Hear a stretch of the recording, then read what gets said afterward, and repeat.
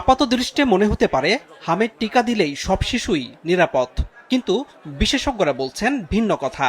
তাদের মতে ৯ মাসের কম বয়সী সব শিশুর শরীরে হামের টিকা রোগ প্রতিরোধ ক্ষমতা বা অ্যান্টিবডি উল্লেখযোগ্যভাবে তৈরি করতে পারে না।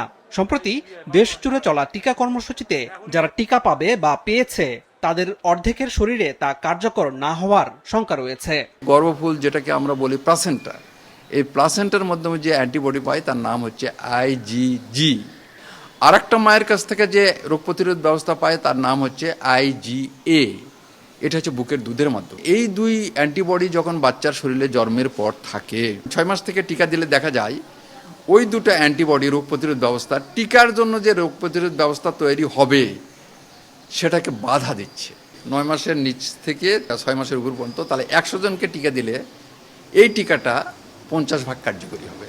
তারা হাম হতে পারে 9 মাসের বয়সের বাচ্চাদের যত বেশি কার্যকরী হয়, 6 মাসের বাচ্চাদের ততটা কার্যকরী হয় না, কিন্তু তারপরেও তার গুরুতর অবস্থায় যাওয়ার সম্ভাবনা কম।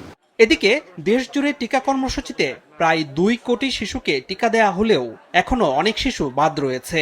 তাই তারাও নিজে আক্রান্ত হতে পারে এবং চলমান রাখতে পারে সংক্রমণের ধারা। এখনো গ্রামাঞ্চলে প্রায় শতকরা 20 ভাগ শিশু টিকার আওতায় আসেনি, শহরাঞ্চলে 30 ভাগ শিশু টিকার আওতায় আসেনি। এটার জন্যে বিশেষ অভিযান আরও 1 মাস চলবে। 9 মাসে টিকা দিলে এটা 85 ভাগ কার্যকরী হয়। 100 জনকে দিলে 85 ভাগ, অর্থাৎ 15 জন তারা টিকা পেলেও অ্যান্টিবডি ডেভেলপ করবে না, রোগ প্রতিরোধ ব্যবস্থা তৈরি করবে না। 15 মাসে দিলে 90 ভাগ।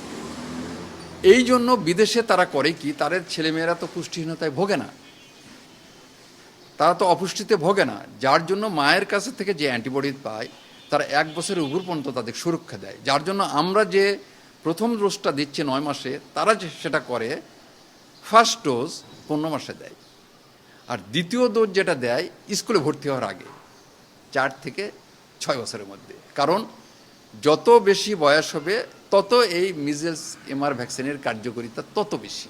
ভ্যাকসিন পাইল না তাদের করতে পারে, আর ভ্যাকসিন পাওয়ার পরও যে ইমিউনিটিটা ডেভেলপ করলো না, রোগ প্রতিরোধ ব্যবস্থা ডেভেলপ হলো না, তাদেরকেও এটা ছড়াতে পারে। এমন বাস্তবতায় ঈদের ছুটিতে এই রোগের সংক্রমণ আরও বেড়ে যাওয়ার উচ্চ ঝুঁকি রয়েছে। তাই কিছু পরামর্শ মেনে চলার অনুরোধ জানিয়েছেন বিশেষজ্ঞরা।